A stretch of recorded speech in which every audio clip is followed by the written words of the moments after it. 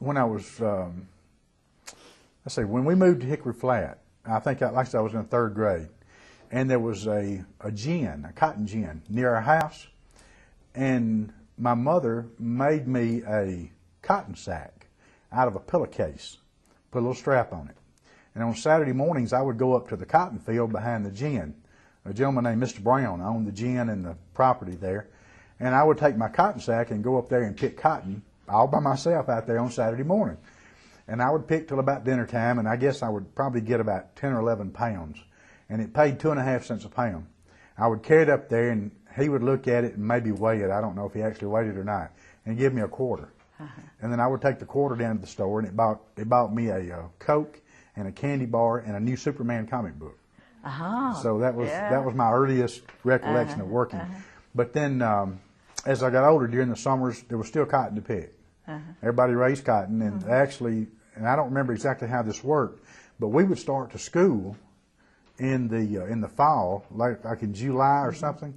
We would go to school for 6 weeks, and then we would actually get out for like 4 or 5 weeks, what we call cotton picking time. And we all would go to work picking cotton for people during the harvest period. And once all the fields were picked, then we'd start back to school. And that's the way I made, my clothes money and things like that. And I remember the biggest excitement for me was when I guess I finally turned about 15. And I was a little kid. I think when I got my driver's license, I was 15 years old. I was 5'8" and weighed 120 pounds. And but somewhere along in there, somebody finally looked at me and said, "I think he can haul hay." And I got asked to come haul hay, and it paid like 85 cents an hour, which was better than picking cotton.